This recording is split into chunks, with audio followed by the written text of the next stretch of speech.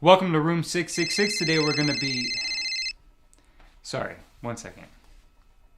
Who the fuck is this? Hello? Who is this? YouTube? What the fuck do you want? No. I'm in the middle of making a fucking review. No. I'm not gonna fucking make a Jumanji trailer reaction video. I'm not an idiot. No, fuck you. No, I don't care what you're asking for. I got my own thing going on, right? And you're not gonna fucking threaten me, you piece of shit, okay? Alright, this is room 666, motherfucker. We've got about we've gotten up to about 500 views on our videos. You can't force me to sign up for YouTube Red. What the fuck are you talking about? I'm not gonna pay for that. What the fuck? Hey, what the fuck? Let me out of here. What the fuck? What's going on? What the fuck is going on? Today we're gonna be reviewing Battle of the Sexes, the latest film from directing duo Jonathan Dayton and Valerie Faris. The film stars Emma Stone, Steve Carrel, Bill Pullman, and Elizabeth Shue. Let's get into those sex battles, baby.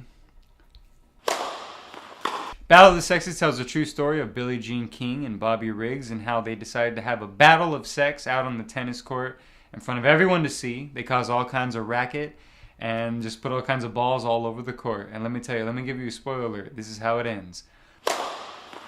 Our directors, because we got two of them today, Jonathan Dayton and Valerie Faris. Let's talk about them. They directed Little Miss Sunshine and Ruby Sparks, two movies that I enjoyed. I'm not head over heels for them. They're fine movies. I mean, they got my boy Dano up in them, you know what I'm saying?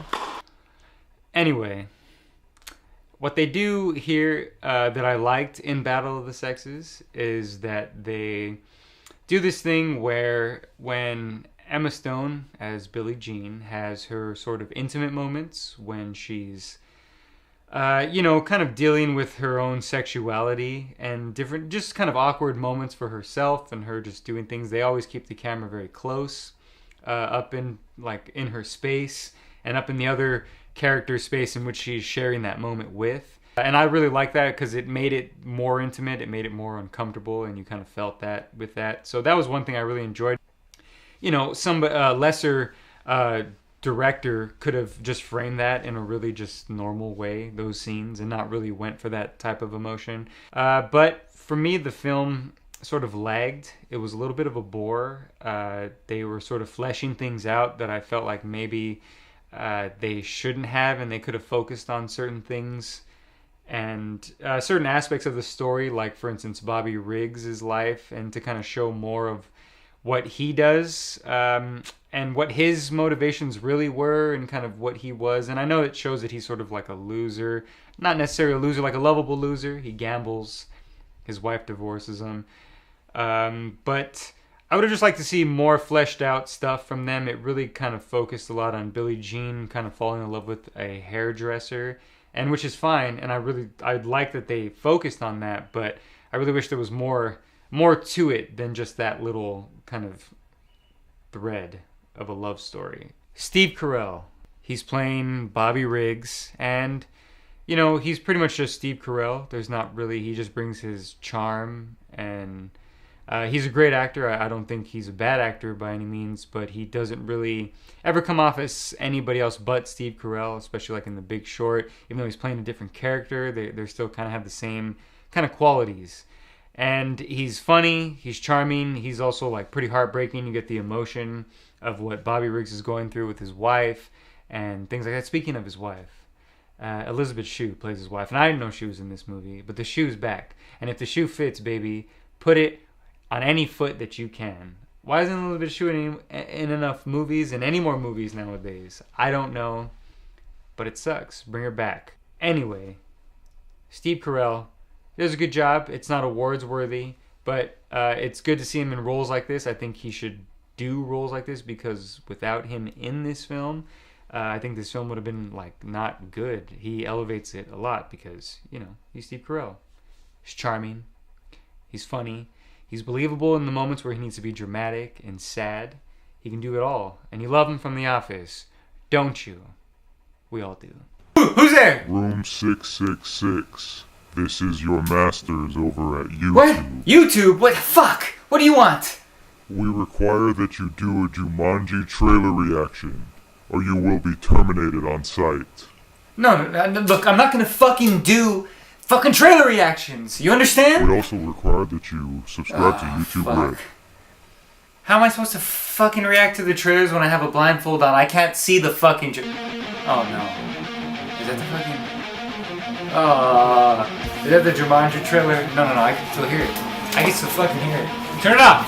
Turn it off! Turn it off! Turn it off! Turn it off! Emma Stone. She plays Billie Jean King. And when I first saw Emma Stone in Superbad, I never thought she was going to be an Academy Award winning actress. But then again, I never thought that about Jonah Hill. He's Academy Award nominated twice. So, but fucking just waiting for Sarah to come up on that shit. Anyway, she's good in this film. She's charming. I liked her a lot in Birdman. And from there is when I was like, oh, she's like an actual actress. She can like do good stuff. And then she's great in La La Land. But she does a good job. She looks very much like Billie Jean King. She gives that vibe that I think they're going for in terms of, her being strong and confident and not really ever displaying any weakness around anybody, even her husband. She was, I guess, a closet lesbian. But she was married to a man, and it seems like, I don't know the real story of it, but in the movie it seems like he knows that.